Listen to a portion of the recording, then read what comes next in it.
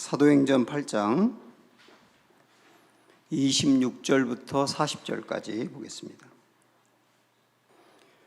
주의 사자가 빌립에게 말하여 이르되 일어나서 남쪽으로 향하여 예루살렘에서 가사로 내려가는 길까지 가라 하니 그 길은 광야라. 일어나 가서 보니 에디오피아 사람 곧 에디오피아 여왕 간다게의 모든 국고를 맡은 관리인 내시가 예배하러 예루살렘에 왔다가 돌아가는데 수레를 타고 선지자 이사야의 글을 읽더라. 성령이 빌립더러 이르시되 이 수레로 가까이 나아가라 하시거늘 빌립이 달려가서 선지자 이사야의 글 읽는 것을 듣고 말하되 읽는 것을 깨닫느냐? 대답하되 지도해 주는 사람이 없으니 어찌 깨달을 수 있느냐 하고 빌립을 청하여 수레에 올라 같이 앉으라 하니라. 읽는 성경 구절은 이것이니 일러스되 그가 도살자에게로 가는 양과 같이 끌려갔고 털 깎는 자 앞에 있는 어린 양이 조용함과 같이 그의 입을 열지 아니하였도다. 그가 굴욕을 당했을 때 공정한 재판도 받지 못하였으니 누가 그의 세대를 말하리요. 그의 생명이 땅에서 빼앗김이로다 하였거늘 그 내시가 빌립에게 말하되 청컨대 내가 묻노니 선지자가 이 말한 것이 누구를 가리킴이냐? 자기를 가리킴이냐? 타인을 가리킴이냐?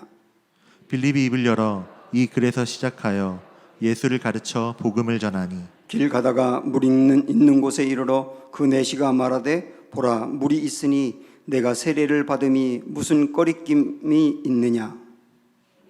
이에 명하여 수레를 멈추고 빌립과 내시가 둘 다 물에 내려가 빌립이 세례를 베풀고 둘이 물에서 올라올새 주의 영이 빌립을 이끌어 간지라. 내시는 기쁘게 길을 가므로 그를 다시 보지 못하니라. 빌립은 아소도에 나타나 여러 성을 지나다니며 복음을 전하고 가이사랴에 이르니라. 아멘. C.S. 루이스라고 하는 분이 한 이 말을 한번 우리 함께 볼까요? 볼수록 진리입니다. 주님이 당신을 원하지 않으셨다면 당신이 주님을 그토록 원하지 않았을 것이다.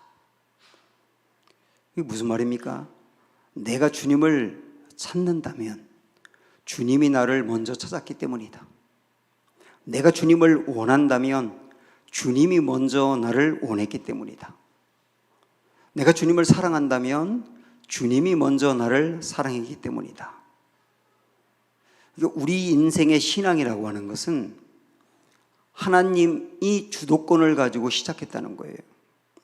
그래서 우리가 하나님을 믿게 되고 여기까지 오게 됐다 그 얘기죠. 이 과정이 얼마나 중요한지를 오늘 우리는 이 에티오피아에서 온 한 사람의 이야기를 통해서 살펴보려고 합니다. 스데반이 순교를 당한 이후에 교회에 대한 대대적인 핍박이 일어났습니다. 처음에 교회가 태동됐을 때 유대교에서는 조금 몇 명이 모여서 예배를 드리다가 말겠지라고 생각을 했는데 이게 웬걸요? 갈수록 교인들의 숫자가 늘어나면서 들불처럼 퍼져나가는 겁니다. 이제는 제어할 수가 없는 거예요. 그래서 더 이상 두면 안 되겠다고 판단해서 유대교에서는 예루살렘 교회를 박해해가지고 결국 교인들이 사방으로 흩어지게 된 겁니다. 근데 이제 교회를 다니던 사람들이 더 이상 그 교회를 못 가고 사방으로 흩어졌으니까 이제는 끝났겠거니 생각했는데 또 이게 웬걸이요? 사방으로 흩어진 사람들이 흩어져 있는 그곳에서 또 전도하며 교회가 또 부흥되어 가는 겁니다. 그러니까 예루살렘 교회 하나밖에 없었는데 이제는 사람들이 흩어져 있는 곳에 허다한 교회들이 생기면서 결국 사도행전에서 처음 시작할 때 말씀했던 것처럼 복음이 예루살렘에서 온 유다로 그리고 사마리아로 이제는 땅끝을 향하여 나아가게 된 거예요. 그렇게 흩어졌던 사람 중에 열심히 복음을 전한 사람 중에 한 명이 빌립이라고 하는 사람입니다. 빌립은 지난주에 우리가 본 스데반처럼 교회 안에 있는 내부적인 문제를 해결하기 위해서 뽑힌 7명의 평신도 지도자 중에 한 명이었는데요. 그는 그런 일을 잘했을 뿐만 아니라 복음도 잘 전하는 전도자였습니다. 빌립은 사마리아 지역으로 가서 그곳에서 열심히 복음을 전하면서 사마리아가 큰 부흥이 일어나게 된 겁니다. 한창 사마리아의 부흥이 일어날 때 하나님께서 이해할 수 없는 명령을 이 빌립에게 내리십니다. 우리 26절 보시면 주의 사자가 빌립에게 말하여 이르되 일어나서 남쪽으로 향하여 예루살렘에서 가사로 내려가는 길까지 가라 하니 그 길은 광야라. 하나님이 이 빌립에게 말씀하신 게 뭐냐면 광야로 가라는 겁니다. 광야는 사람이 없는 곳이잖아요. 지금 한창 사마리아가 부흥하고 막 크게 교회가 잘 되는데 갑자기 사람이 한 명도 살지 않는 광야로 가라는 게 이해가 안 되지 않습니까? 그러나 빌립은 신실한 사람이었기 때문에 하나님이 가라고 하면 또 이유가 있겠다라고 여기며 순종하며 광야로 갔어요. 그때 광야에서 운명적으로 에티오피아에서 온 한 사람을 만나게 된 거예요. 그 다음 28절 보시면 7절 일어나 가서 보니 에디오피아 사람 곧 에디오피아 여왕 간다게의 모든 국고를 맡은 관리인 네시가 예배하러 예루살렘에 왔다가.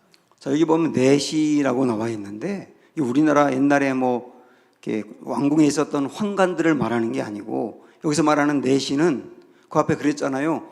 모든 국고를 맡은 관리인이라고. 이 사람은 재무부 장관 같은 역할을 했던 사람인 거예요. 자, 우리 요 에티오피아의 재무부 장관, 지금부터 장관이라고 제가 하겠습니다. 이 사람에 대해서 조금 더 깊이 살펴보면 이 사람은 이때 당시에 에티오피아는 아프리카에서 큰 나라였거든요. 그 큰 나라의 재무를 담당한 사람이니까 상당히 유능했을 겁니다. 게다가 나라의 재정을 책임진 사람이기 때문에 이 아무나 시키는 게 아니라 도덕적으로 깨끗하고 정직한 사람에게 맡기게 되어 있거든요. 이 사람은 도덕적으로 그런 사람이었던 거예요. 게다가 조금 이따 보겠습니다마는 빌립을 만났을 때 이 사람이 수레에서 성경을 읽고 있었거든요. 그러니까 책을 읽고 공부하는 것을 꽤나 좋아하는 지성인이었다고 볼 수가 있습니다. 그러니까 지위도 높고 능력도 있고 깨끗하게 살고 또 지성인인 이 사람, 부족할 게 없는 사람인데, 그런데 아마 이 사람 마음에는 자기 현재의 삶에 만족하지 못하는 무언가 불만이 있었던 것 같아요. 그래서 유대교를 선택을 합니다. 이 사람이 지금 빌립을 만났을 때 이 말씀이 그렇지 않습니까? 끝에 예배하러 예루살렘에 왔다가 돌아가는 길이었거든요. 에티오피아에서 예루살렘까지 왔다는 것은 이 사람이 유대교인이라는 게 틀림없는 얘기예요. 유대교인들은 무슨 절기나 이런 때 예루살렘에 가서 예배 드리는 것이 중요한 일이거든요. 이 사람은 유대교인이었던 겁니다. 에티오피아에는 이때 당시에 여러 신들을 믿고 있었어요.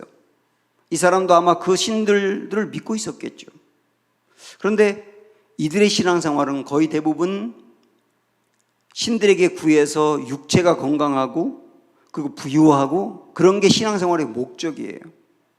뭐 이들의 어떤 종교에는 뭐 선행을 하라든지 어려운 사람을 도우라든지 깨끗하게 살라든지 그런 무슨 조항이 없습니다. 그냥 제사를 드리고 남자와 여자가 뒤섞여서 음란한 파티를 벌이고 뭐 그러는 종교였는데요. 이 사람도 그런 종교 생활을 쭉 계속해 오다가 뭔가 마음에 채워지지 않는 허망함이 있었던 겁니다. 야, 이건 아닌데. 자기가 믿는 이 종교가 너무 천박해 보이고 뭔가 내 마음을 충만하게 행복하게 채워줄 수 있는 그런 건 없을까? 불만한 마음 때문에 뭔가 그런 걸 찾고 있다가 유대교를 만나게 된 겁니다. 이때 당시에 아프리카 지역에는 유대교로 개종하는 사람들이 적지 않게 있었다고 합니다. 그 중에 한 명이 이 사람이었던 거죠. 유대교는 유일신 하나님을 믿어요. 오직 한 분이신 하나님만 믿어요. 그리고 하나님의 창조를 믿습니다. 한 분이신 하나님이 세상을 창조했다. 그리고 창조한 세상을 이 하나님이 섭리하고 다스리신다. 그런 걸 말씀하며 또 유대인들에게는 율법이라고 하는 것이 있습니다. 이 율법은 사람들을 거룩하고 의로운 사람으로 만드는 수준 높은 법입니다.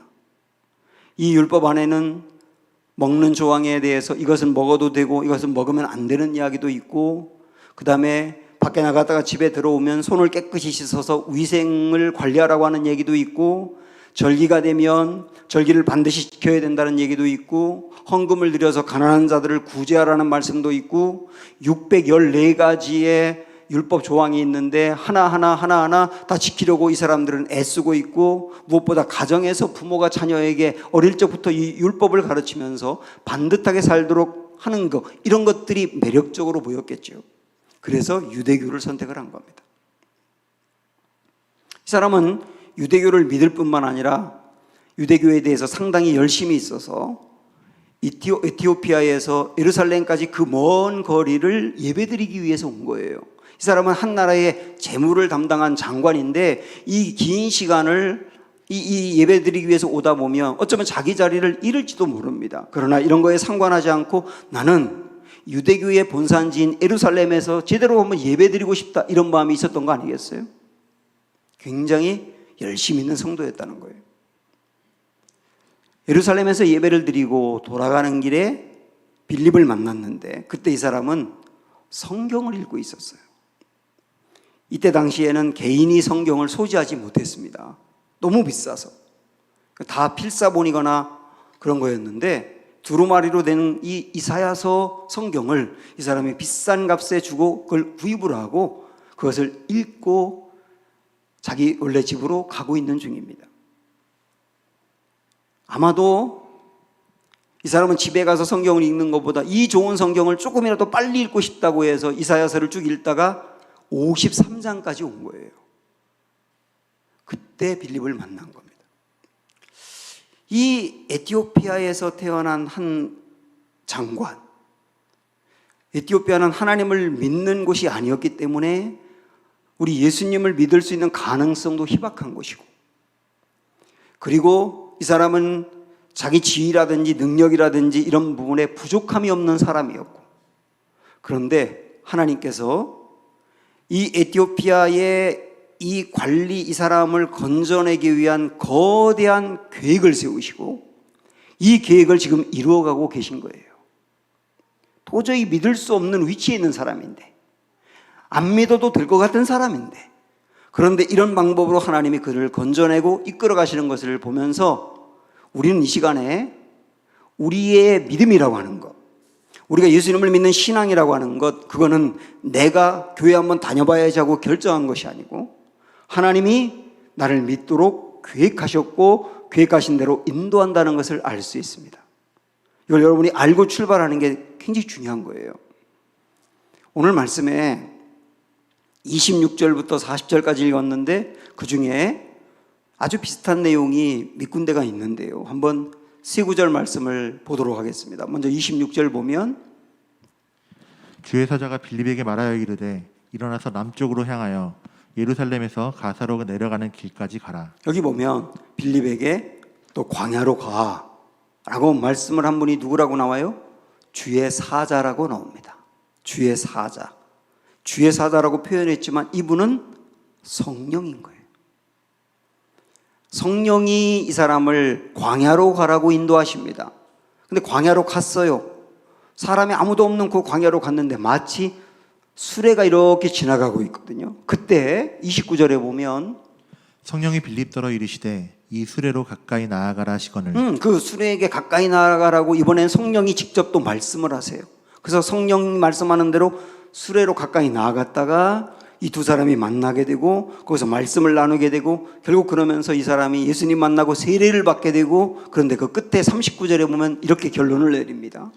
둘이 물에서 올라올세 주의 영이 빌립을 이끌어간다. 주의 영이 빌립을 이끌었다. 그러니까 성령님이 빌립을 이렇게 이끌어왔다라고 하는 걸 표현하고 있지 않습니까? 이게 세 구절 말씀은 다 비슷한 내용인데 결국은 빌립을 광야로 보낸 분도 성령님, 그리고 그 순간에 수레가 지나가도록 한 분도 성령님, 지나가는 수레에게 가까이 가라고 말씀한 분도 성령님, 두 사람의 만남을 연결한 분도 성령님, 그 만남 속에서 말씀을 나누게 하고 그 말씀을 나눌 때 이 에티오피아에서 온 사람의 마음을 여신 분도 성령님, 그래서 이 모든 일들을 마음으로 받아들이고 예수님을 믿어 구원받게 하신 분도 성령님 이라는 것을 얘기하고 있는 거예요.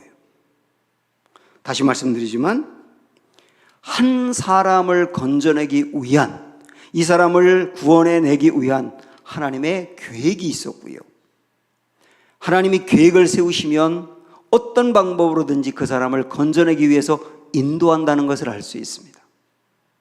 우리 중에는 모태신앙으로 태어난 사람도 있고, 어릴 적에 친구 전도받아 교회를 나오기 시작한 사람도 있고, 결혼하면서 믿지 않았었는데 가정의 평화를 위해서 교회를 가야 되는구나 하고 왔던 사람도 있고, 어떤 분들은 전혀 예수님과 상관없이 살다가 인생의 큰 어려운 문제를 만나서 나도 누군가에게 좀 기대고 싶다, 도움을 받고 싶다 그러면서 교회를 나온 분들도 있어요. 어떤 경로로 교회를 나왔든지 여러분 분명히 아실 것은 우리 인생 한 명 한 명에 대한 하나님의 계획이 있었다. 그리고 이 계획을 세운 다음에 이 계획대로 우리를 인도하여 여기까지 오게 한 것이다 라고 하는 것을 믿는 거예요. 하나님이 계획을 세우면 어떤 방법으로든지 인도합니다. 여러분 오늘 말씀을 다시 한번 잘 생각을 해보십시오. 하나님을 믿을 가능성이 너무나 희박한 나라에서 태어난 에티오피아 사람이거든요. 그 다음에 현재 자기의 포지션이라든지 이런 부분에 전혀 문제가 없어서 이대로 살아도 충분히 만족할 만하거든. 그런데 그 사람의 마음에 뭔가 곤고함, 이게 다가 아닌데 뭔가 더 나은 삶이 있을 텐데, 더 나은 신앙이 있을 텐데 이것을 찾게 하고 결국 여기까지 오게 하신 거예요. 이것을 보면 하나님이 한 사람을 위한 계획을 세우시면 반드시 어떤 방법으로든지 인도하신다는 것을 알 수 있습니다.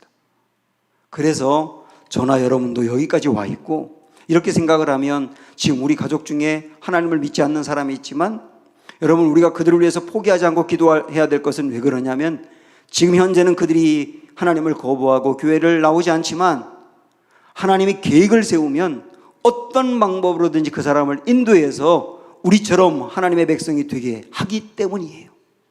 이게 우리의 소망이 아닙니까?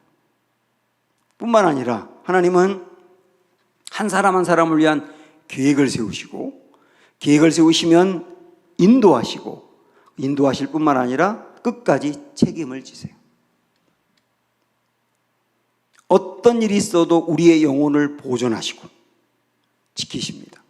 때로는 교회를 다니면서 실족하기도 하고 상처 입기도 하고 너무나 일이 바쁘기도 하고, 그리고 신앙생활에 대한 회의가 생겨서 점점 교회에서 멀어지기도 하고 아예 어떤 분은 떠나 있기도 했어요.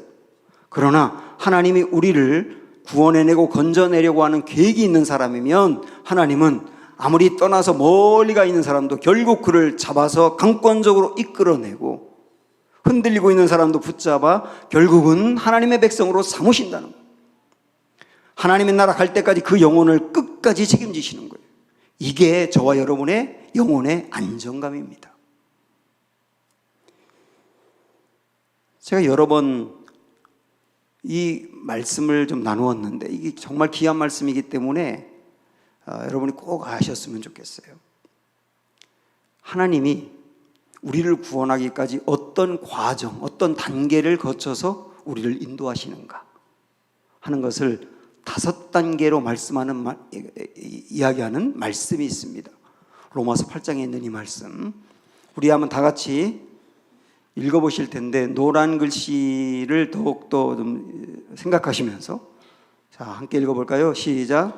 하나님이 미리 아신 자들을 또한 그 아들의 형상을 본받게 하기 위하여 미리 정하셨으니 이는 그로 많은 형제 중에서 맏아들이 되게 하려 하심이니라.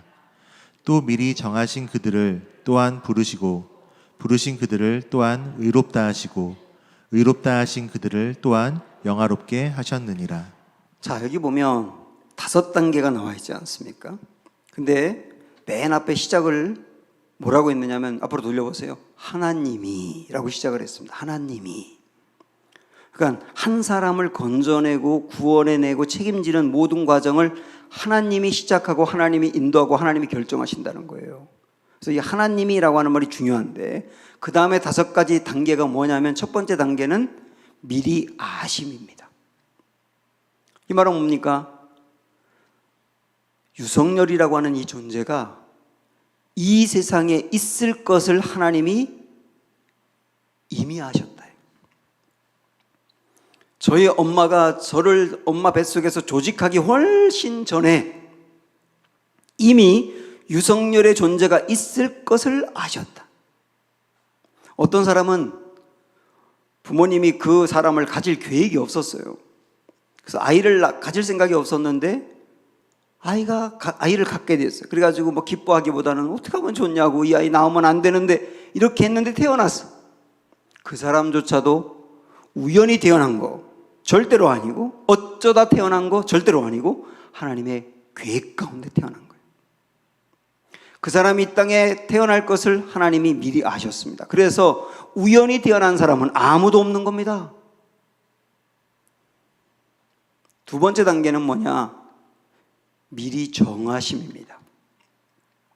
하나님이 이 땅에 존재할 것을 미리 아셨을 뿐만 아니라 하나님을 믿고 구원받을 사람으로 선택하셨다는 뜻이에요. 이것도 하나님이 하신 겁니다. 세 번째는 미리 알고 미리 정하신 그 사람을 부르심입니다. 이 부르심이라고 하는 말은 예수님을 믿을 수 있는 곳으로 인도하셨다는 뜻이에요. 아주 쉽게 말씀드리면 교회로 인도하셨다. 교회로 인도하셨다. 시간 차이는 있습니다. 어떤 사람은 엄마 뱃속에서부터, 어떤 사람은 어릴 적에, 어떤 사람은 성년이 되어서, 어떤 사람은 심지어 죽기 바로 직전에 하나님이 그 사람을 부르시는 거예요. 부르시는 거예요. 교회로 나오게 하세요. 그리고 네 번째가 교회로 부르신 그 사람을 의롭다 하심입니다. 의롭다 하심. 이거를 신학적으로 칭의라고 말하고, 이 단계에서 구원을 받는 겁니다. 예수님을 만나서 예수님을 마음으로 영접해서 새로 거듭나는 상태, 이게 바로 의롭다 하심인데요. 이것은 자기가 어떤 의로운 일을 했거나 어떤 의로운 자격이나 조건이 있어서 되는 게 아니에요. 만약에 그렇다면 의로움이라고 표현했을 거예요. 의로움. 근데 의로움이라고 표현하지 않고 의롭다 하심이라고 표현했지 않습니까? 그 말은 나는 구원을 받을 만한 자격이나 조건이 안 되는데 나를 대신해서 나를 의롭게 해주신 분 때문에, 그래서 구원을 받게 됐다. 그게 의롭다 하심입니다. 자, 여기서 끝나느냐? 지금 저와 여러분 중에는 여기까지 온 분들이 굉장히 많아요. 이 예배를 드리는 분들 중에도. 근데 이것이 끝이 아닙니다. 마지막 다섯 번째 단계가 있어요. 그게 영화로움입니다. 영화로움. 영화로움이라고 하는 것은 하나님 나라에 가서 그곳에서 영원히 사는 것을 말하는 거예요. 예수님처럼 부활하고 하나님 나라에서 사는 걸 말하는 겁니다. 그런데 여러분, 제가 말씀드렸었죠. 이 영화로움은 앞으로 내가 죽음 이후에 될 일이라고요. 그래서 미래의 일입니다. 그런데 이 말씀은 원어 그대로도 과거형을 쓰고 있어요. 미래에 될 일인데 과거형을 쓰고 있다고요. 이상하잖아요. 왜 그러다 그랬죠? 미래에 될 일이지만 너무나 명백한 사실일 때는 과거형을 쓴다. 그래서 의로워지는 단계까지, 의롭다 하심의 은혜를 입은 단계까지 온 사람들이라면 반드시 영화로워지는 데까지 가게 될 겁니다. 이거는 모든 일을 하나님이 주도해 가시는 거예요. 하나님이. 자, 그러면 우리 중에는 아까도 말씀드린 것처럼 교회를 떠났던 분도 있고, 지금 코로나 때문에 떠나 있는 분도 있고, 여러 가지 어려운 일 때문에 마음이 흔들리는 분도 있고, 그런데 어떻게 하나님은 이 다섯 가지 단계로 틀림없이 우리를 이끄시는가? 어떻게 이끄시는가? 요 말씀 바로 앞에 있는 29절부터 봤는데 바로 앞에 있는 28절에 미리 말씀을 주었어요. 보세요. 28절. 우리가 알거니와 하나님을 사랑하는 자 곧 그의 뜻대로 부르심을 입은 자들에게는 모든 것이 합력하여 선을 이루느니라. 네. 모든 것이 합력하여 선을 이루느니라. 이 말씀을 하신 다음에 그 다음에 하나님이 우리를 미리 아시고 미리 정하시고 이렇게 나간 거잖아요. 그러니까 하나님께서는 미리 알고 미리 정하신 그 사람들을 교회로 부르시고, 부르시는 그 사람을 의롭다 하셔서 구원하게 하시고 구원받게 하시고 그 다음에 구원받은 그 사람을 천국의 하나님 나라에 갈 때까지 모든 것을 합력하여 선용하셔서 그 일을 이루신다. 어떤 사람이 고난을 당해서 너무 힘들고 어려울 때 고난을 당한 그 상황을 하나님이 선용하셔서 그 사람을 교회로 인도하십니다. 어떤 사람은 별 문제가 없는데 마음의 문제가 있어서 마음이 늘 공고하고 힘들고 어려워요. 그 하나님은 그러면 그 마음을 다 선용하셔서 우리 교회로 또 인도하십니다. 이렇게 우리에게 일어나는 상황, 우리의 마음, 우리의 상태, 우리 주변에 있는 모든 여건들을 다 사용하셔서 끝내 하나님의 계획대로 인도하시고 책임져 주신다. 이게 하나님이 하시는 일이에요. 지금도 그 일을 하고 계시고 우리를 끝까지 책임질 때까지 하나님은 이 열심을 갖고 이 일을 행하실 겁니다. 이것이 우리의 안정감이고 소망이라고요. 에티오피아에서 온 이 장관, 하나님이 그 사람을 미리 아셨고 또 그 사람을 구원받을 백성으로 미리 정하셨기 때문에 결국 이런 경로와 과정을 다 선용하셔서 빌립을 만나게 하시고 그 부르심이죠. 그리고 빌립을 통하여 말씀을 들으며 의롭다 하시고 그렇게 결정하신 하나님은 이 사람을 영화로워 하시는 데까지 끌고 가실 겁니다. 그래서 하나님이 여러분의 마음을 움직일 때, 여러분의 마음을 두드릴 때, 또 누군가를 통하여 하나님에 대해서 소개를 받을 때, 그리고 내가 더 하나님께로 가까이 가야 되는 거 아니야? 라고 하는 마음이 생길 때 하나님이 우리를 움직이고 있고 우리의 모든 상태를 선용하고 있다는 걸 생각하시면서 여러분 축복합니다. 꼭 반응하시기 바랍니다. 그러면 그 길로 가게 돼 있어요. 또한 하나님은 어떤 사람을 건져내고 그를 견고하게 세우기 위해서 계획이 있을 때 인도하신다고 했는데요. 인도하실 때 사람들을 사용하세요.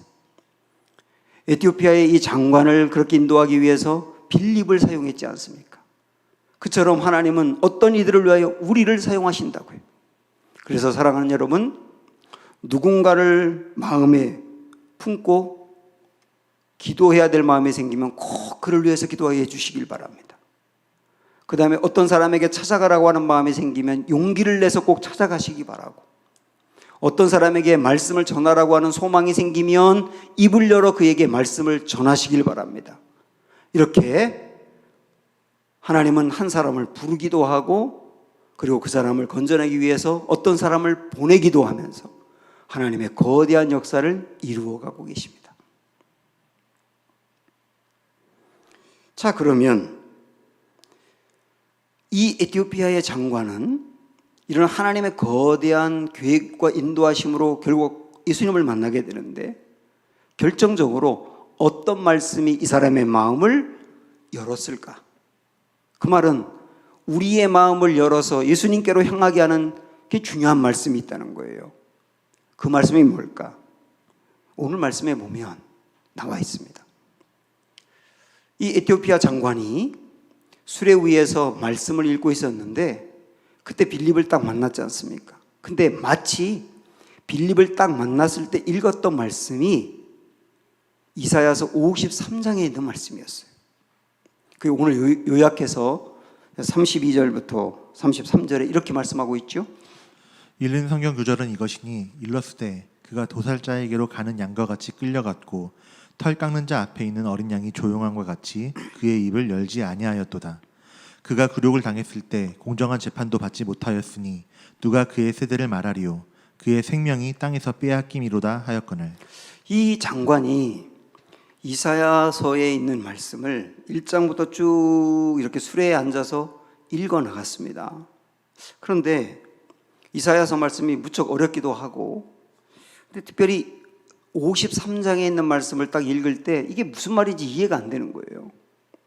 이 말씀에 보니까 어떤 사람이 있는데 그 사람이 마치 양을 도살장으로 끌고 가는 그 사람에게 끌려가는 양처럼 끌려가는 사람이 있다는 거예요.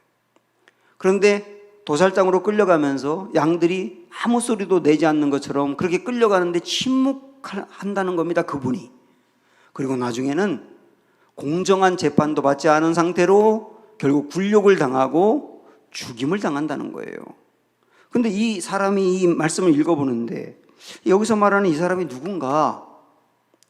이사야서를 쓴 이사야를 말하는가? 아니면 다른 누군가를 말하는가? 이해가 안 되는데 그때 마치 빌립이 딱 오더니만 이 말씀이 이해가 됩니까? 라고 물어본 거죠. 모르겠어요. 무슨 말인지 모르겠어요. 이 사람이 누구를 말하는지 모르겠어요. 그 제가 알려드릴까요? 그러면서 두 사람의 대화가 시작이 된 거죠. 이런 대화였겠죠.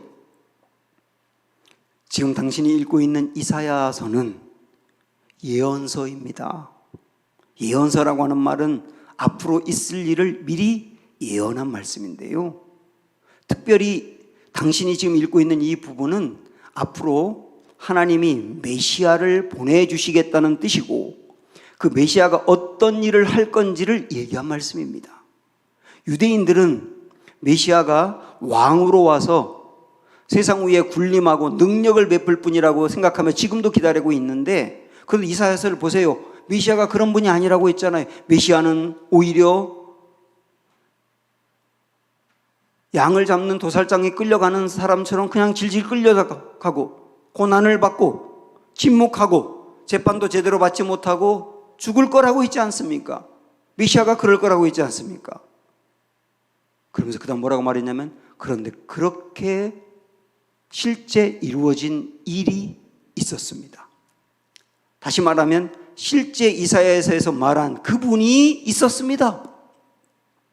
그분이 누군데요? 예수님이라고 하는 분입니다. 예수님이라고 하는 분은 원래 하나님인데 인간이 되셨어요.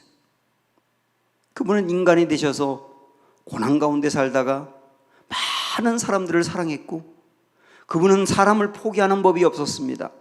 창녀든 세리든 남들이 다 포기한 사람조차도 이분은 포기하지 않고 사랑하여 변화시켰습니다. 그렇게 사람들을 살리고 변화시키다가 그분이 십자가에 돌아가셨는데 십자가에 돌아가실 때 모습이 꼭 이사야서 이와 똑같았습니다. 그렇게 돌아가시고 그분이 부활하셨습니다. 그럼 그 얘기를 듣고 있는 이 장관이 궁금한 게 있겠죠. 아니, 왜 그렇게 하셨나요? 왜 그렇게 비참하게 돌아가셔야 됐나요? 왜 꼭 그렇게 십자가를 져야 됐나요?